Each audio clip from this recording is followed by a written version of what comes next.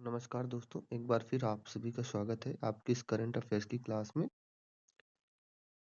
दोस्तों आज मैं करंट अफेयर्स आपको कराऊंगा अक्टूबर माह की।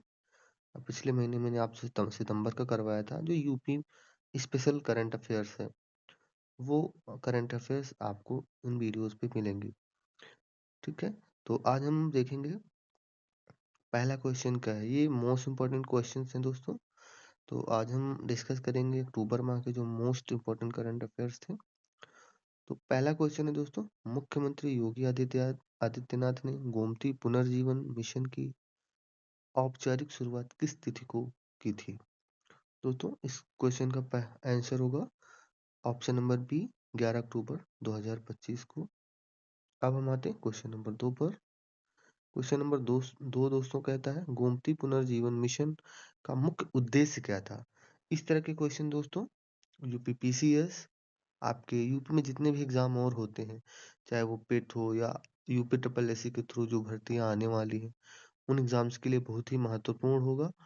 और जैसे कि यूपीएसआई है, होमगार्ड है, और आपका यूपी पुलिस है, और एएसआई है, यहाँ भी ये क्वेश्चन आपके लिए बहुत ही महत्वपूर्ण है उन एग्जाम्स के लिए भी। होमगार्ड में ऐसे क्वेश्चन आने की पूरी पूरी प्रबल संभावना है, और जो यूपी पुलिस और एसआई का एग्जाम भी होगा उसके लिए भी इन क्वेश्चन को आने की प्रबल संभावना है। तो अब हम देखते हैं क्वेश्चन नंबर दूसरा, गोमती पुनर्जीवन मिशन का मुख्य उद्देश्य निम्नलिखित में से क्या था। तो दोस्तों इस क्वेश्चन का आंसर होगा नदी के आबाद प्रवाह और पारिस्थितिकी पुनर्स्थापन को सुनिश्चित करना। ठीक है, ऑप्शन नंबर बी इस क्वेश्चन का आंसर होगा। अब हम आते हैं क्वेश्चन नंबर 3 पर। क्वेश्चन नंबर 3 कहता है, गोमती पुनर्जीवन मिशन के तहत गोमती नदी बेसिन का दायरा कहां से कहां तक है। दोस्तों इस क्वेश्चन का आंसर क्या होगा, आप लोग बताइएगा। इस क्वेश्चन का आंसर होगा ऑप्शन नंबर ए, पीलीभीत से गाजीपुर तक। Option number A. अब हम आते हैं चौथे क्वेश्चन पे। चौथा क्वेश्चन क्या कहता है, उत्तर प्रदेश सरकार द्वारा प्रस्तावित डिजिटल कृषि नीति के तहत किस परियोजना की समीक्षा की गई है। दोस्तों बहुत ही महत्वपूर्ण क्वेश्चन है ये आ सकता है पर्यावरण में, यूपी कृषि में, या बजट से संबंधित, और जो नीतियां होती हैं उससे संबंधित क्वेश्चन आ सकता है। तो इस क्वेश्चन का जो आंसर होगा दोस्तों यूपी एग्री, यानी कि डिजिटल कृषि नीति के तहत इस परियोजना की समीक्षा की गई है। ठीक है, अब हम आते हैं क्वेश्चन नंबर 5 पर। दोस्तों क्वेश्चन नंबर 5 कहता है, विश्व बैंक समर्थित यूपी डीएएसपी परियोजना के समन्वय के लिए कितनी राशि आवंटित की गई है। ये भी अच्छा क्वेश्चन है दोस्तों। अब इस क्वेश्चन का आंसर होगा ऑप्शन नंबर सी, यानी कि 4,000 करोड़ रुपए। अब हम आते हैं क्वेश्चन नंबर 6 पर। काउ टूरिज्म गौ पर्यटन योजना के तहत प्रदेश के हर जिले में कितने आदर्श गौशाला स्थापित करने का लक्ष्य है।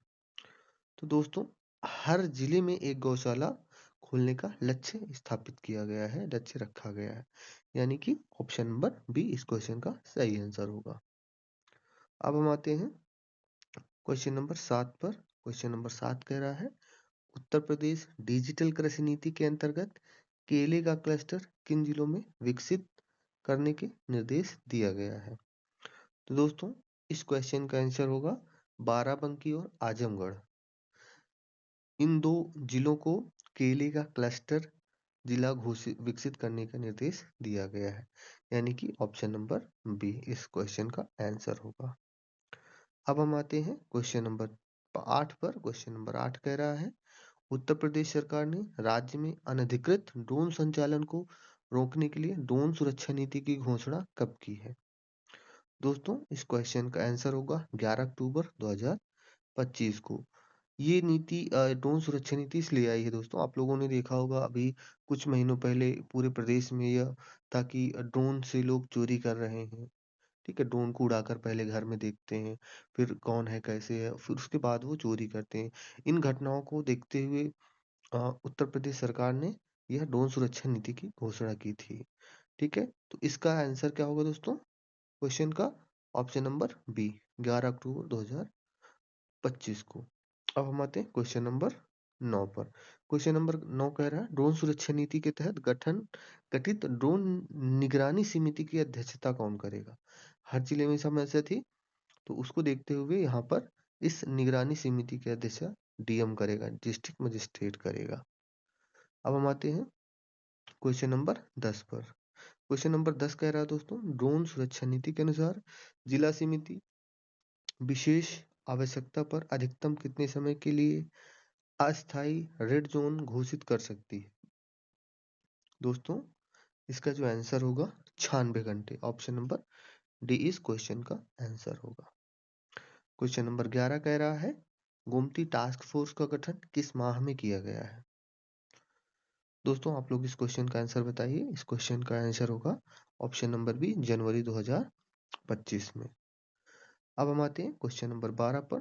क्वेश्चन नंबर 12 कह रहा है काउ टूरिज्म योजना का उद्देश्य गौशालाओं को आत्मनिर्भर बनाना और उन्हें किस रूप में विकसित करना है? दोस्तों पर्यटक आकर्षण केंद्र बनाना जो है गौशालाओं को आत्मनिर्भर बनाना और पर्यटक आकर्षण केंद्र बनाने का लक्ष्य रखा गया है। तो इस क्वेश्चन का आंसर होगा ऑप्शन नंबर सी। अब हम आते हैं क्वेश्चन नंबर 13 पर। 13 क्वेश्चन कह रहा है डिजिटल कृषि नीति के तहत मत्स्य पालन के विकास हेतु कितने हेक्टेयर क्षेत्र को विकसित करने का लक्ष्य रखा गया है? तो दोस्तों आप लोग इस क्वेश्चन का आंसर बताइए। ठीक है, इस क्वेश्चन का आंसर है दोस्तों 90,000 हेक्टेयर लक्ष्य रखा गया है। क्वेश्चन नंबर 13 था। अब हम आते हैं क्वेश्चन नंबर 14 पर। क्वेश्चन नंबर 14 कह रहा है उत्तर प्रदेश में मूंगफली का क्लस्टर विकसित करने के लिए किस क्षेत्र को चुना गया है? आप लोगों को पता है कि मूंगफली बालुई मिट्टी पर ज्यादा होती है। ठीक है, तो ये जो क्षेत्र चुना गया है मूंगफली का क्लस्टर क्षेत्र बुंदेलखंड को चुना गया है, जिसमें कई सात 6 से 7 जिले आ जाते हैं। ठीक है, अब हम आते हैं आज के अपने लास्ट क्वेश्चन पर। ठीक है, लास्ट क्वेश्चन है दोस्तों दिवाली अभियान के तहत पर्यावरण अनुकूल उत्सव बनाने के लिए किन वस्तुओं को बढ़ावा देने की पहल की गई? दोस्तों तो इस क्वेश्चन का आंसर होगा गोबर से बने दीपक और सजावटी वस्तुएं प्रयोग करना। दीपावली को दिवाली अभियान के तहत पर्यावरण अनुकूल दीपक मिलेंगे और जो है सारी चीजें होंगी। तो दोस्तों आज के लिए था करंट अफेयर्स। कैसे लगा आप लोग बताइएगा कमेंट पे लिखकर। अगर और भी कुछ आप लोगों के सजेशंस हैं तो प्लीज़ आप लोग कमेंट में लिखकर बताइए। ये जो करंट अफेयर्स है यूपी एग्जाम्स के लिए बहुत ही महत्वपूर्ण है।